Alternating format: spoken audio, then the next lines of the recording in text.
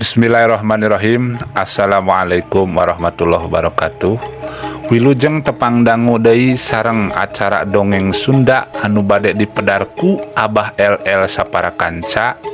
Mudah-mudahan katampi kalayan kabingahan. Kumaha para wargi Daramang sadayana, syukur eta anu diturunkeun pami Daramang mah. Mudah-mudahan sadayana aya dina kaayaan sehat walafiat. Alhamdulillah.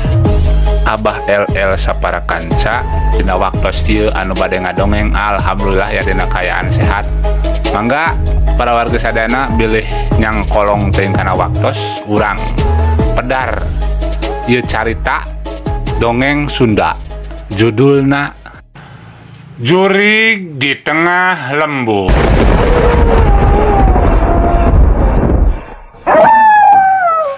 Mangga ka para wargi sadayana urang teraskeun dongeng anu katunda kamari.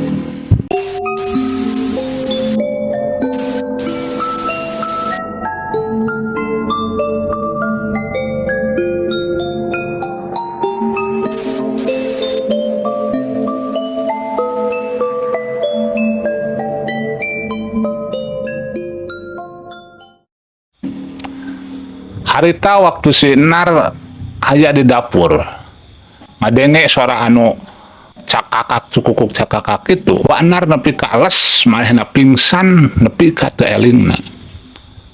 Si makhluk anu cukukuk cakakak seserian tadi manehna ngaleungit teuing ka mana. Wanar harita pingsan, si Joy nepi ka pingsan, manehna bakat ku keung manggih kejadian anu sarupa kitu. Ingat-ingat soteh Wanar manehna geus tengah poe, manehna kulisikan hudang berai bentak luak liuk bari mikiran naon-naon anu geus kajadian. Aya naonnya euy, aing nepikeun ka HS di dapur kieu euy, ceuk Wanar manehna ngagerendeng dina jero hatena. Geus kitu Wanar hudang terus asup ka jero imah, luak liuk neangan si Joy, tapi di jero imah eueuh si Joy. Langsung bae si Wanar teh ngalohok kana jero kamar, katingali si Joy keur ngagoler keneh di jero kamar. Harita si Joy dihudangkeun ku Wanar. Joy, hudang Joy, berang euy. Ojek Wanar manehna bari ngagebig-gebig badan si Joy. Si Joy ngareret hudang bari kuliah jam sabaraha ieu euy. Ojek si Joy manehna ngarasa heran. Ku sabab panon poe geus moncorong. Jam 12 siga nama euy. Sabab geus tengah poe. Cik cuang kacarai heula beu. Ceuk Wanar. Hah? Jam 12? Aturang setengah poe nama euy, hudang kaburangan ya mah euy. Tembal si Joy bari dua nana ting laleos kacarai. Sanggeus ti carai manehna bareres mandi, manehna arasup deui dua nana ka ari mah. Jenar liuk manehna ngahulang bae mikiran anu kajadian tadi peuting. Aya naon anu kajadian bating ting manehna teu inget saeutik-eutik acan. Pon kitu deui si Joy manehna datang teh cai teh langsung ngahuleng diuk dina lawang. Teu langsung dalahat, teu langsung ngaropi sabab eueuh dahareun jeung eueuh opieun. Aya naonnya euy kajadian peuting nepikeun kaheran aing mah. Heueuh nyaho aing itu nyaho. Ceuk Wanar. Geus aya mah kieu we lah. Urang cuang indit ka ditutuh ka lembur pojok. Arek naha? Ojek si Joy nanya heran. Cuang tanyakeun euy di ditu bejana aya dukun. Dukun di mana maneh? Dukun di lembur pojok. Ke cuang tanyakeun. Iraha cuang inditna? Ojek si Joy bari manehna kaget. Geus kaya sakedeung deui indit malah kalem. Ayeuna mah cuang neangan heula kaneun euy, lapar. Bari kuniang indit manehna ka dapur. Maksudna rek neangan dahareun, tapi memang dahareun eueuh. Geus kitu manehna duaan ka dapur. Ngahurungkeun seuneu maksudna rek nyangu meureun. Beres ngahurungkeun seuneu beres nyangu. Brak dalahar duaan bangun anu ponyokna sanajan dahar jeung uyah oge. Dawuh dengan sangu eueuh naon atuh. Sabab maranehna teu barogan duit ku masih aya keneh beas oge. Maranehna geus alhamdulillah bisa keneh dalahar. Beres dalahar maranehna langsung saged darang dan disaralin. Sabab maranehna teh erek indit ka lembur pojok teh. Aya di lembur pojok nyata dikenalna teh terkenal aya dukun anu kasohor. Manehna aranana teh dukun teh katlahna teh si Abah Janggot. Saha ari si Abah Janggot? Wallahu alam. Kayak suang pedar hiji-hiji. Ari si Joy jeung Sinar manehna indit leumpang nuju ngidulkeun. Leumpang mapai sawah, mapai pakebonan. Di sisi jalan loba jalma-jalma anu erek ka sarawah jeung anu erek ka kebon. Barang nepi ka sawah, manehna leumpang mapai-mapai galengan leutik. Keur leumpang ngeunah-ngeunah leumpang di dinya aya nu ngajembat orai totog meureunnan. Wah, orai euy. Ajak Sinar manehna kalah ngajeleng ka tengahan sawah, kubrag. Manehna ngajeleng ka tengahan sawah tuh. Nepikeun kabar lok. Ah, goblok deh aing deui sieun. Cek si Joy deui bari manehna ngilu ngajeleng kana tengahan sawah. Poharanya para wargi. Mangga urang telaskeun kanggo salajengna ya dongeng para wargi. Katingali si Joy jeung Sinar gagarulitikan atuh mun dijajalabud ku taneuh. Sabab eta sawah teh kakara di tanduran. Kagula ya teh kurut pananduran teh ku Sinar jeung ku si Joy. Keur gagarulitikan dina sawah kitu, joal bae ayat bapak tanina anu arek ngalongok sawah, anu arek ngalongok cai. Saha itu aya nu ngagulitikan dina sawah aing? Goblok deui ngadon kalak ngagulai tok kurut pananduran. Wei, sia kena eta ngagulai kurut pananduran aing goblok.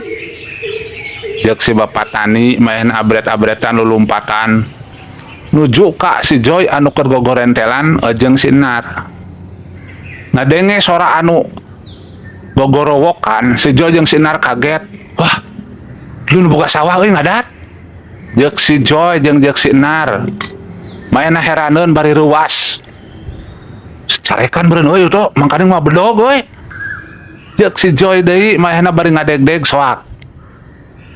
Can kaburu ge indit maranehna geus anjog manten eta si jalma bapak tani teh. Manehna bapak tani teh harita bapak tani tipupun cereng nyarekan ka si Joy jeung ka Sinar. Dasar jama burung sia nya nah kalak ngagulai sawah aing goblok turut pananduran. Ejek si bapak tani bari manehna mulak cangkeng.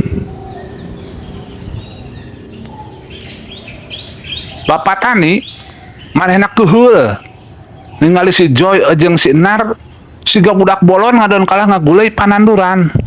Atuh si Joy jeung Sinar teu bisa ngomong hareugeun.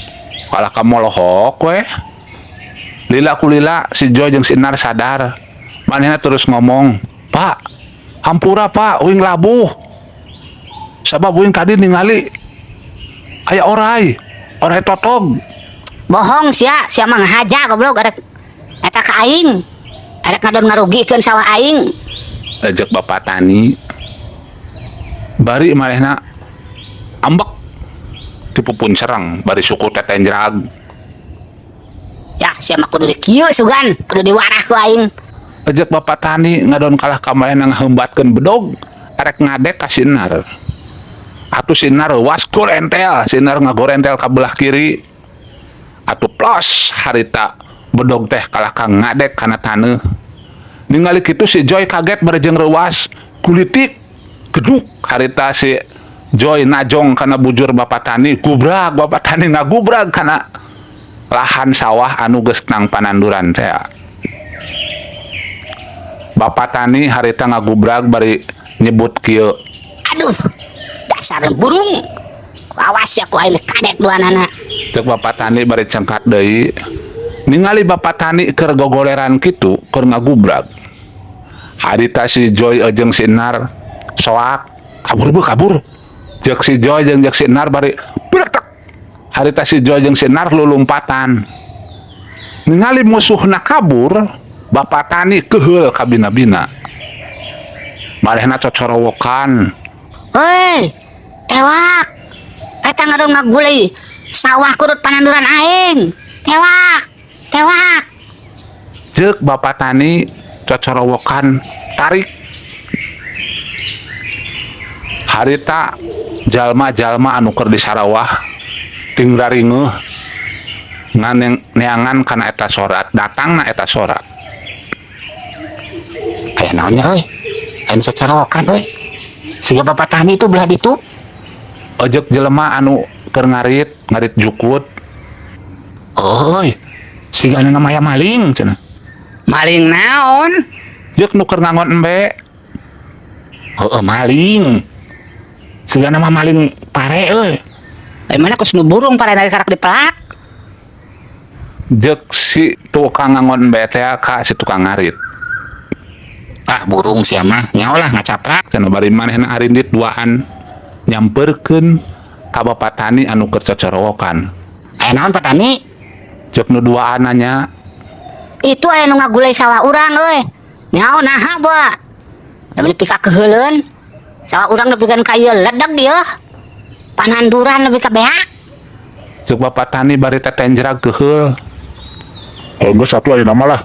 Cicing urang aya akal ya bikin ngudag jalma burung eta mah. Jek jalma anu duaan teh teuing saha eta jelema teh. Diparengkeun manehna teh mawa munding dua. Keur diangon di sisi jalan sawah. Harita munding dua teh ngarti. Cek anu ngangon ngomong kieu Kang Munding teh. Munding. Maneh kudu nurut ka aing, sabab maneh munding aing. Maneh udag tuh jalma nu duaan. Tubruk ku maneh nepikeun ka modar. Cek eta si tukang ngangon. Manehna nitah ka Munding sangkan ngudag-ngudag anu duaan teh nya eta si Joy jeung si Nar. Kacaritakeun si Joy jeung si Nar manehna lulumpatan, tapi lompatna henteu tereh. Sabab rarasaana henteu diudag-udag ku Bapak Tani. Padahal mah manehna teh diudag Munding. Munding anu keur edan sabab dititah ku nu bogana, dititah ngudag. Harita Wanar jeung si Joy anu keur lalumpatan teh lompatna di kendoran jadi laleumpang ayeuna mah. Terus manehna bari ngarobrol duaan. Aduh, urang euy udag-udag Bapak Tani dibaya baju jajalabun kieu euy. Cuang kacai heula beuh. Jek Wanar, manehna bari ngalieu ka si Joy. Si Joy nembalan. Heuh lah. Cuang bersih heula tuh aya walungan tuh. Da mulai nu ngudag meureun lah. Kira aku aya bisa ngudag ka urang da aki-aki itu mah geus kolot. Raleyon. Jek si Joy bari manehna anjog ka walungan. Si Joy turun ka walungan, pon kitu deui si Nar turun ka walungan. Manehna ngabersihkeun bajuna, bari ek bebersih manehna sabab kotor eta baju teh. Si Joy jeung si Nar hayuh we ngupyak-ngupyak baju anu kotor teh.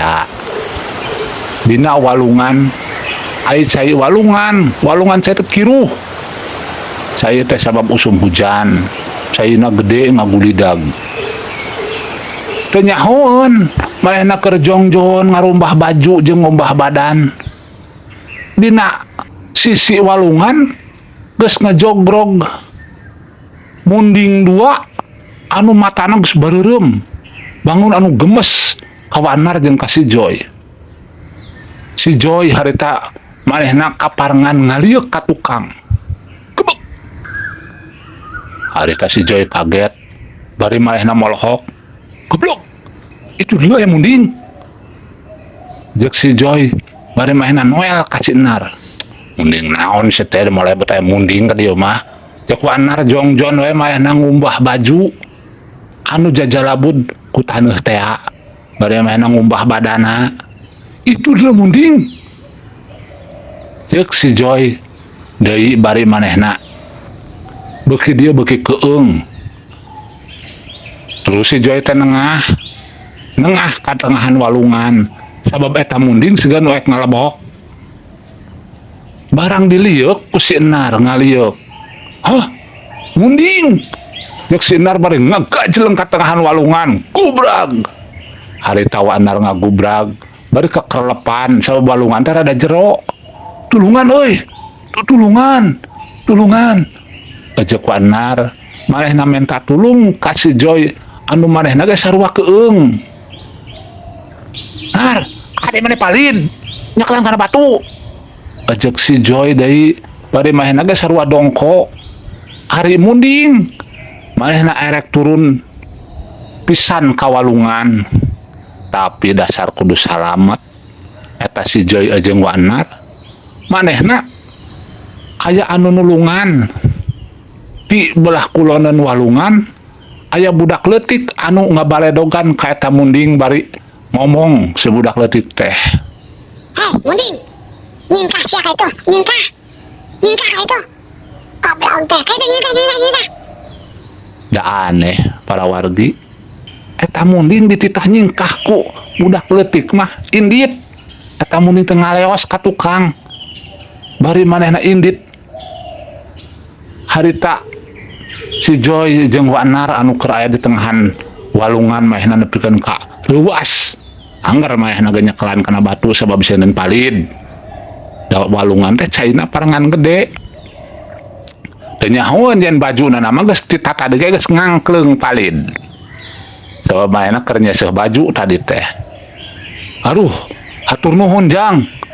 Maneh geus ngabelaan ka Mamang. Ajak si Joy jeung jek si Enar bari ting laliuk. Harita budak leutik teh ngagupayan. Sok ka dieu mang mantas. Da di dieu mah munding paling aya ge bagong. Jek budak leutik bari nyengserikeun. Dasar mang bagong. Jek budak leutik bari manehna ngaleos indit. Budak burung dasar. Aing ngarek nganuhunkeun ngaran kalah moyokan. Cadahna teh si Enar jeung jek si Joy bari manehna indit naek kana sisi walungan. Manehna geus aya dina sisi walungan. Si Enar jeung si Joy dariuk. Bari manehna ngareureuhkeun ka cape. Teu dibaraju ayeuna mah sabab bajuna ngadon palid. Wah, lamun urang tadi ditenggar munding modar meureun euy. Jek si Joy ngomong ka si Enar. Gara-gara maneh nu kitu mah. Maneh saha maneh? Urang mah teu nyahoyan di nya aya munding. Cek si Joy sangheuk aya disalahkeun membungeun manehna teh. Oh geus lah tong silih salahkeun. Bae mah cuang mancat ka darat ka belah ditu tuh, cuang nuuskeun badan. Ya satari rezeki ya, mangkaning baju palid deuleu tuh di gubugu. Cai caah dah aing mah. Jek si Joy manehna kukulutus bae bari manehna nyarande dina sisi walungan kaparengan dina sisi walungan teh aya tangkal cau. Maranehna nyarande dina dungus cau nahan kacape. Ngareureuhkeun kacape sanes nahan kacape. Para wargi hampura salah. Aduh, para wargi sadayana waktos nagening ye dongeng teh kabujeng seep. Mudah-mudahan dinten enjing tiasa tepang dangu deui. Mangga wilujeng kantun kasadayana permios.